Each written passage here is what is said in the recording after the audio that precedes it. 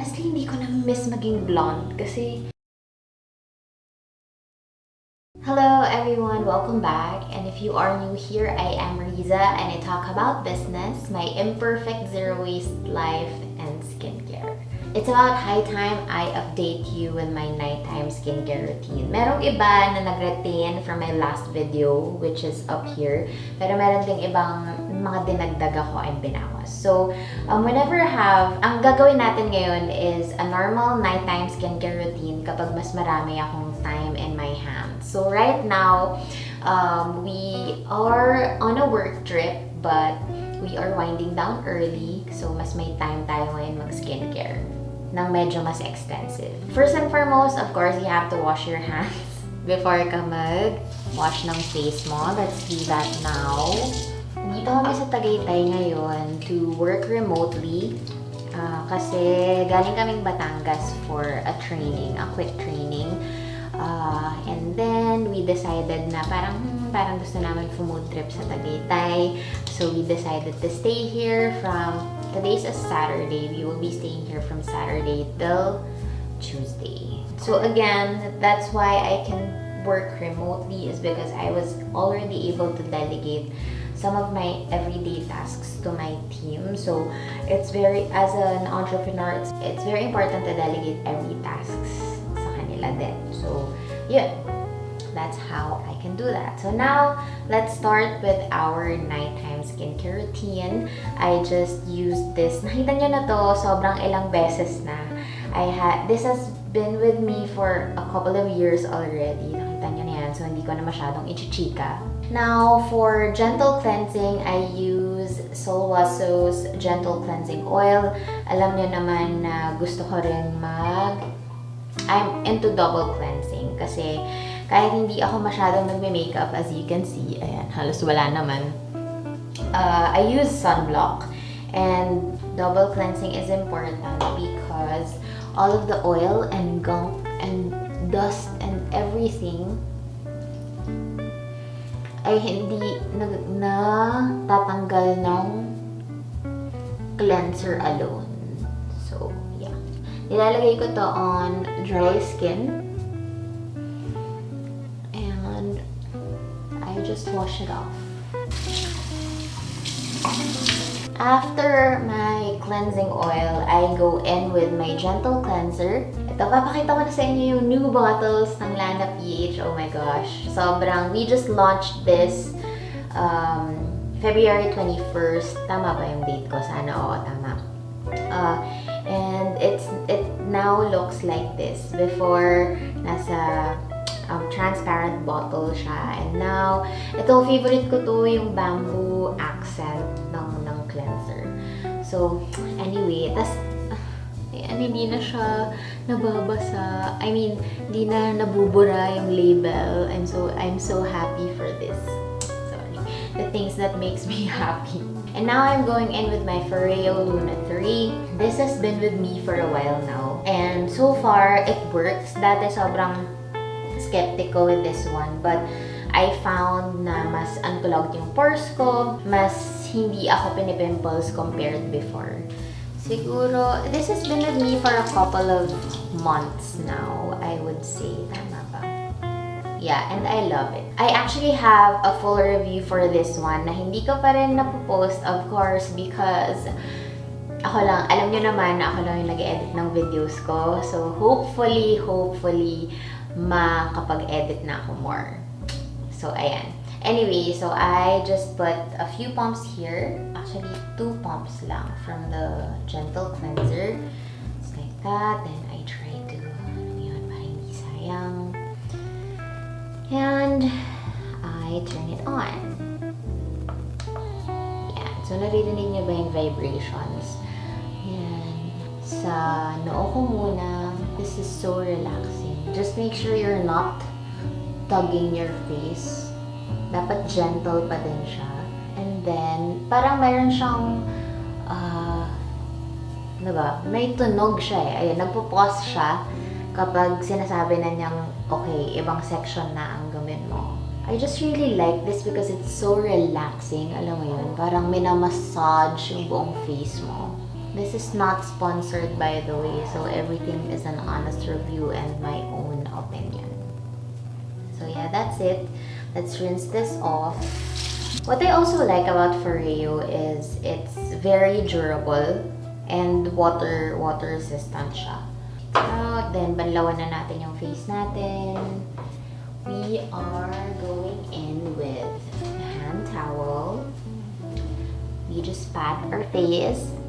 And then I go in with my ultimate favorite toner. It's Sun and Park.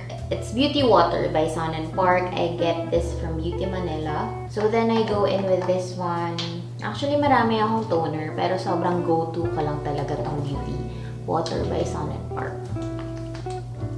So I just tap it like that. I don't use cotton rounds or balls anymore kasi I'm trying to lessen my waist, and again, we are doing our imperfect zero waist life, so we are trying our best to eliminate as much as we can.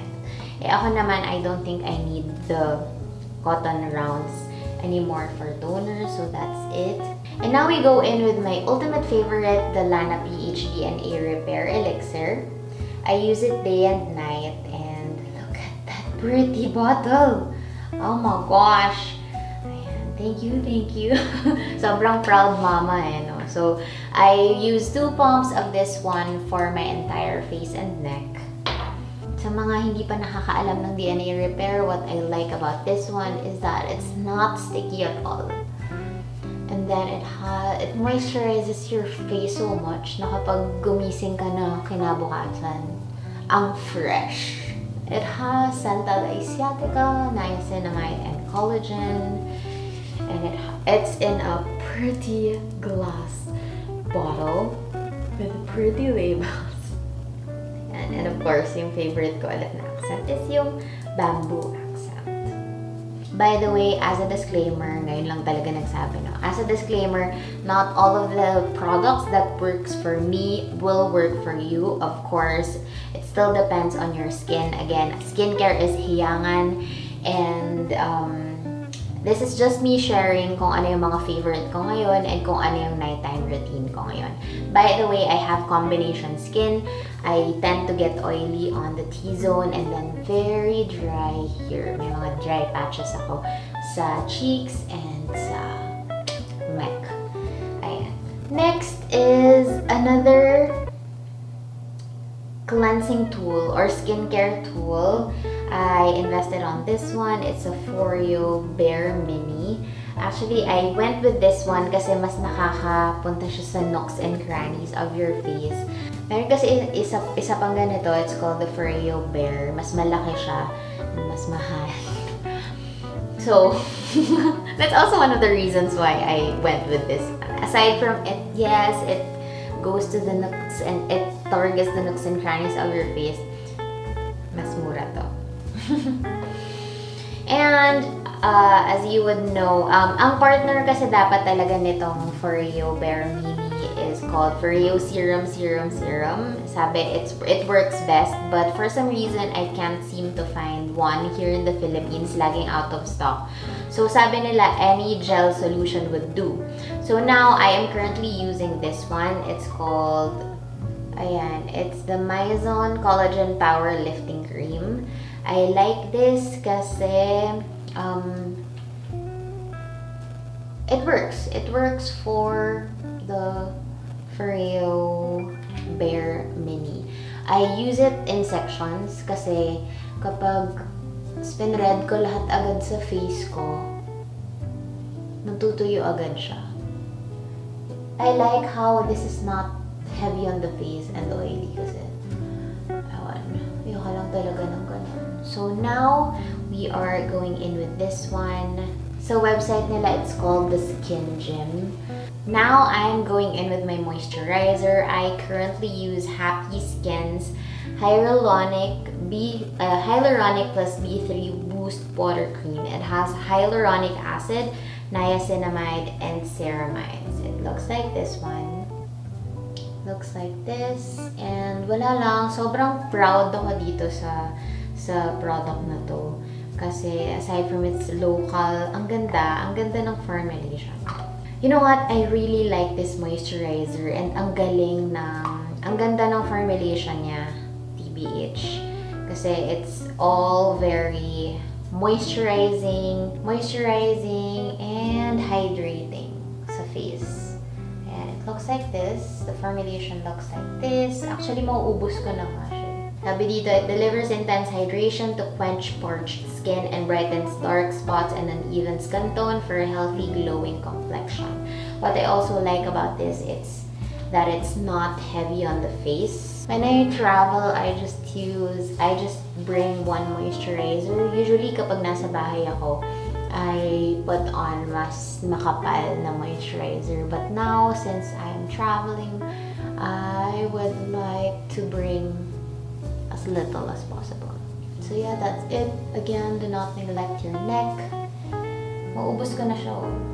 I'm so proud kasi local skincare support. And last but not the least, I would go in with my face oil, which is currently I am using Lana PH Argan Oil. It looks like this. Ito medyo mas heavy to sa face. I only put one pump for the entire face and neck. Tapos yung tira, ilalagay ko ng konti sa hair and sa nails ko. I have been using gel polish recently, so mas gusto ko na ma-nourish or ma-moisturize yung cuticles ko. So, I just put one pump. Ayan. Honestly, hindi ko na-miss maging blonde kasi now, it's so much easier. I don't need to put on or I don't need to use purple shampoo anymore and I don't need to worry about, oh my gosh, nag-grow na naman yung roots. So, I like it so much and mas naging healthy. Pansin ko, mas healthy talaga yung hair ko. Can you see that shine? Yeah, so I would also put it like this. And last but not the least, I would go in with my lip sleeping mask, Laneige Lip Sleeping Mask in Berry.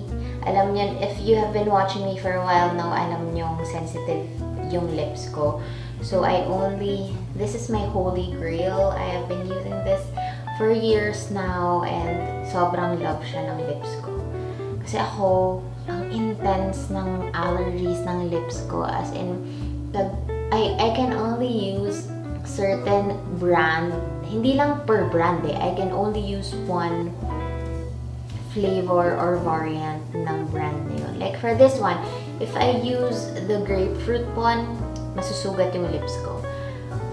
But this one doesn't. Kahit tinry ko yung, nag-try ako actually dati ng mga mahal na lipstick. Yung, I tried MAC, mga iba.